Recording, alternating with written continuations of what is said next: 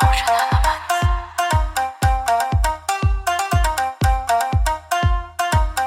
everyone, my name's Anthony Cummins and welcome to this video. This is my problem with Buddhism.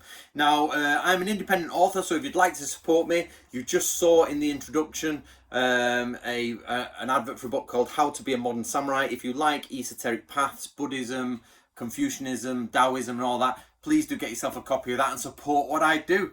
Right, okay then guys, for those who've come along, my issue with Buddhism. Okay, so this, I don't know how long this video is going to be, but I'm basically going to explain the problems with starting down the path of Buddhist investigation or Buddhist belief, or whichever one you are going down. So, first of all, the number one issue I have with Buddhism is the fact that it's compressed. There's like 2,000 years or so or more compressed information on Buddhism. And it's given, it's almost like it's in a book bind. It's been pushed down, it's been screwed down, and then it's presented to you and somebody says, Buddhism. It's the words of the Buddha, it's what Buddha said. And you're like, no. So for those who don't know, I have, from 2020 onwards, I'm now changing my research to a more esoteric slant with a broader scope. I'm bringing colour into the samurai, because normally I do a lot of samurai stuff. So basically, we all fall into the trap of Buddhism is about what Buddha said, and actually it's not when you read it. So at the minute I've been going through audio courses by professors, I've been reading books, I've got different books on Zen. I'm starting to get that accumulation. I am by no means anywhere near having an understanding of Buddhism. So I'm about there. If somebody with an understanding of Buddhism is there, I'm about here. Click. But what I am is a critical thinker, and what I am is someone who looks into things and sees where it doesn't quite align or where there are trip-up points or problems. And I like to highlight these so we can all be aware of them. Now, basically, here's a truth, right? How many words of the Buddha were recorded? Historically verified, recorded? The answer is 0. We have no documents from a historical point of view. We have no documents whatsoever from his time.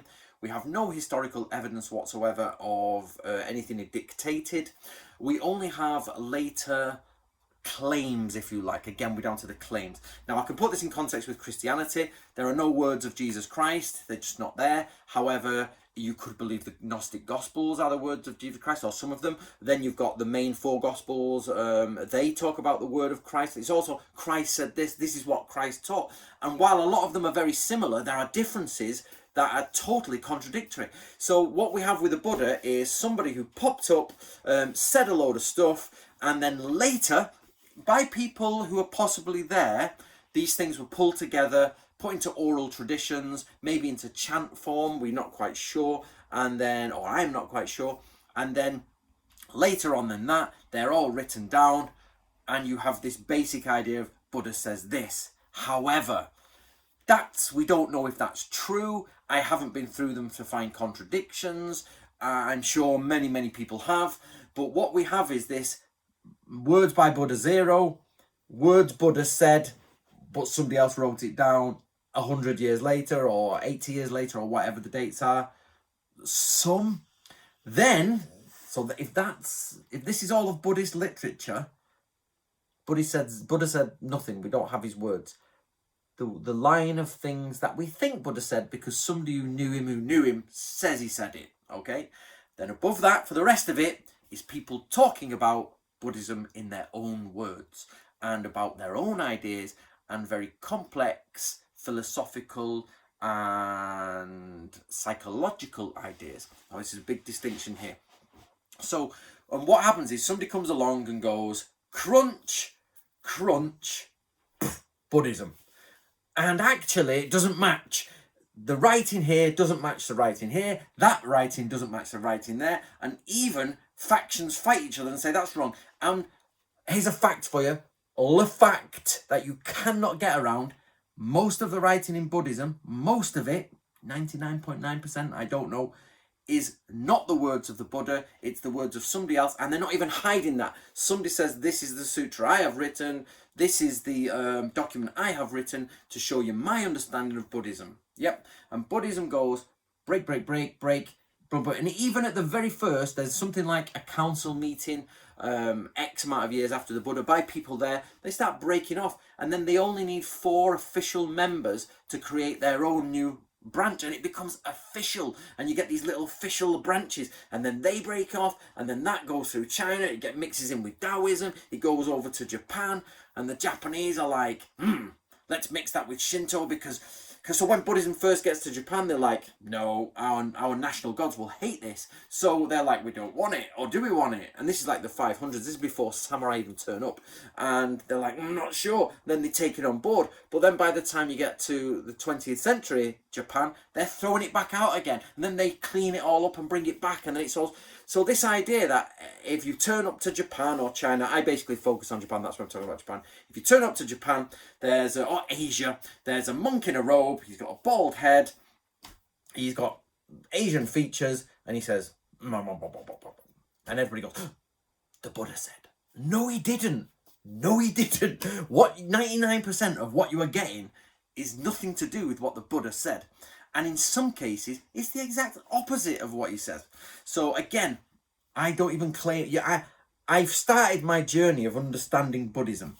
And already, on day 1, obviously not literally day 1, but day 1, the beginning, everybody in Buddhism argues with everybody else. It's the same as Christianity. It's not this loving religion. Everybody says, mine is best, theirs is wrong. And you ask them why, and they've got a million amazing arguments for why theirs system is better than the other system. Technically, it should all be one system. The Buddha said this, we're doing that. But because he didn't write anything down, because nothing was written down in his lifetime, everybody argues about it later on. So I'll give you an example. Hinayana and Mahayana. So basically, Buddhism, they're all interacting, and then people start to not break up, like they don't leave it and go and form separate monasteries, but people start to follow different scripture and different things. And at first, the word Hinayana is not there in Buddhism, it's not there, and Mahayana is used. Now this means greater vehicle, i.e. not greater vehicle, because there's a slight misunderstanding there. It's greater path, which vehicles go down. So it's a greater path, the path closest to the words of the Buddha. We're getting to the Buddha's goal, the best, biggest, most direct, broadband way. So basically Mahayana, broadband.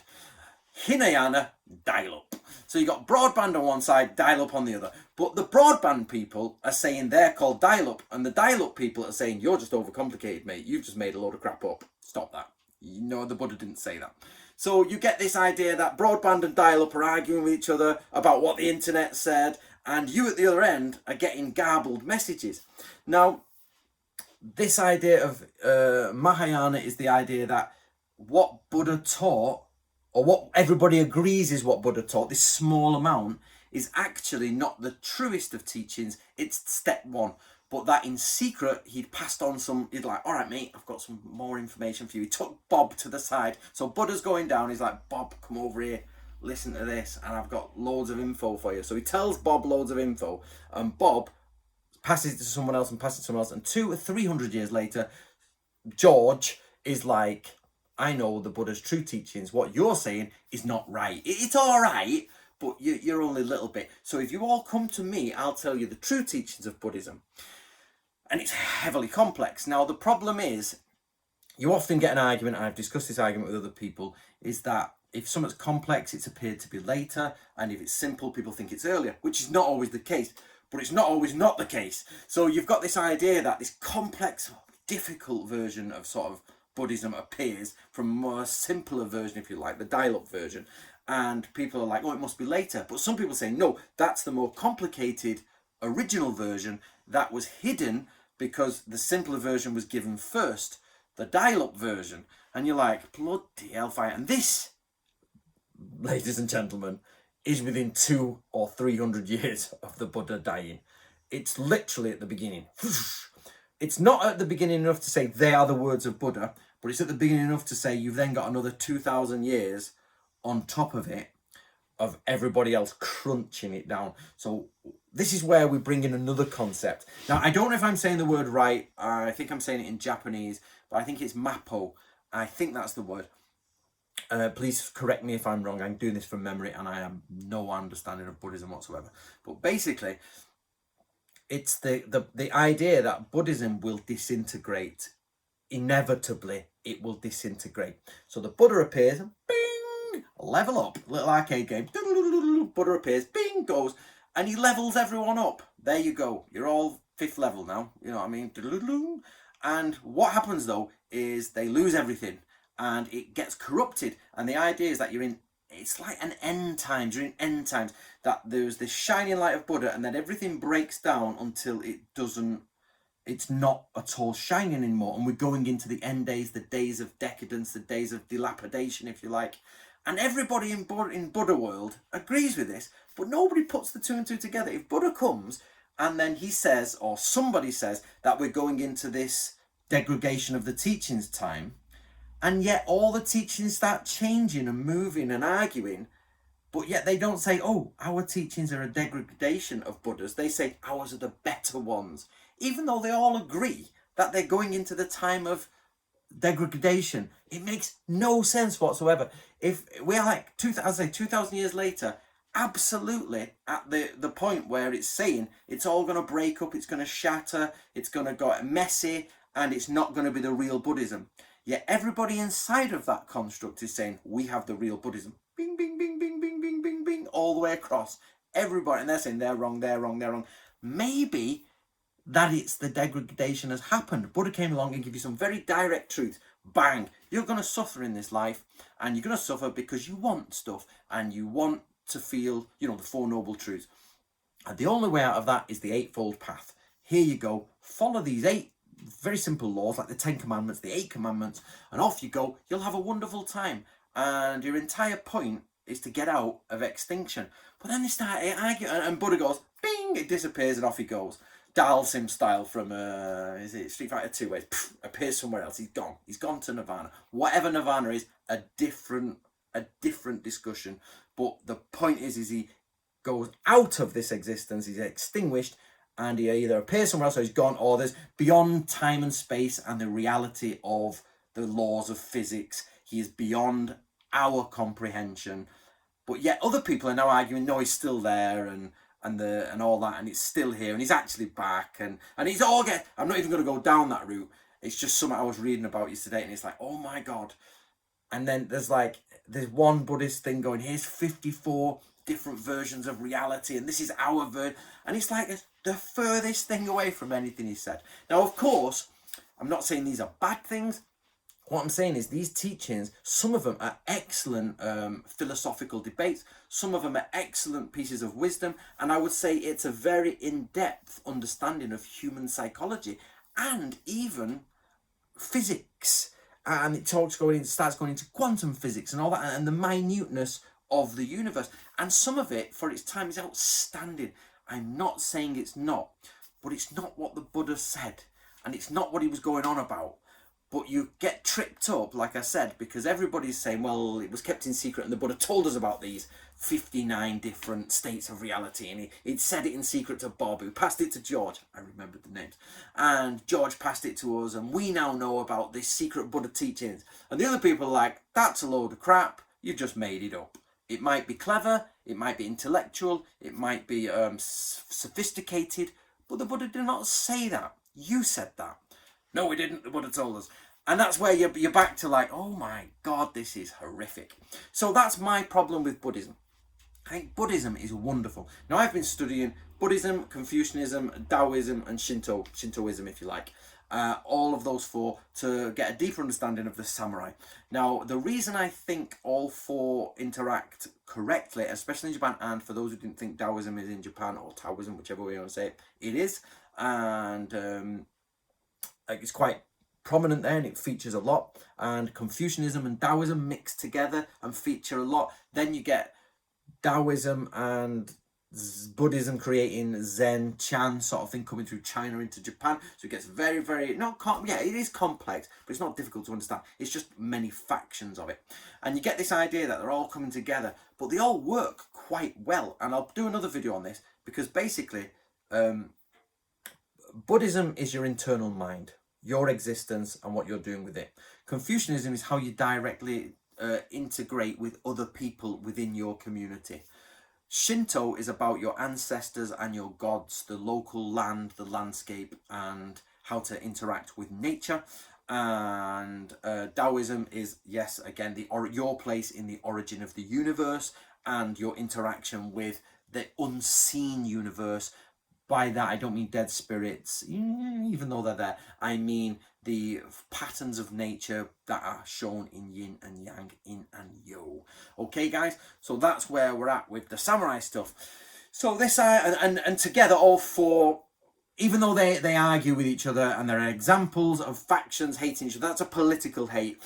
They all intermash quite well because, and that's why they all lasted together for a long time. Of course, with human political history involved, it gets messy, but they're there. So there you go, guys. What do you think? If I've got anything wrong there, I apologize. I'm still trying to get my head around the building blocks of Buddhism. I've got my head around the building blocks of yin and yang, and I've got my head around the building blocks of Confucianism. Not by any means high level, but the building blocks. Well, Buddhism is a little bit more difficult to get into because nobody quite knows what was said and what wasn't said. And there is basically, we know Buddha was a real person, or we're assuming he was a real person, and he said some stuff, but we don't know what he said. And then there's a graduating line where it's like, he may have said that.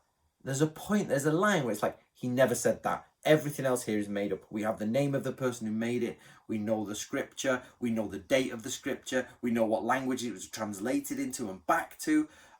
And above that, and all those are not the words of the Buddha. They're the words of people talking about the Buddha, or talking about what they think the Buddha said. Not what the Buddha said, what they think the Buddha said. But there's a line before it where you're like, maybe the Buddha said that, but we don't quite know.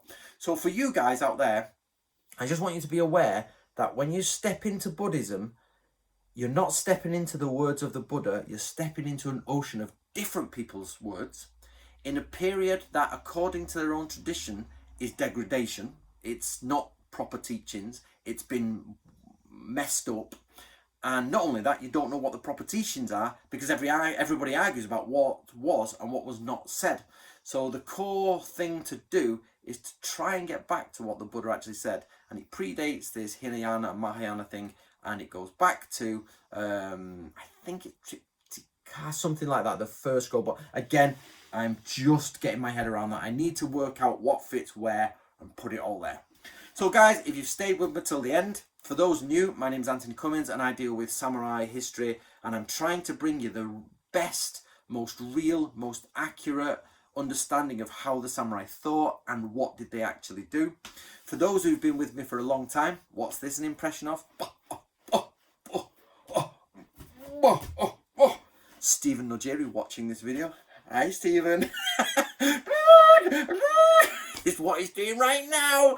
So, and you know you're watching it because he loves Mahayana. Mahayana, gold. Everything else, column, mine, my precious. Stephen Jerry. And the rest of you, everyone, please do get yourself a copy of How to Be a Modern Samurai. I actually talk about this concept in detail in How to Be a Modern Samurai, including the 4 great traditions of Japan and how they all work together. All right, guys, I hope you enjoyed that. I hope I was entertaining enough. And let me know your comments below and I'll try and get around to it.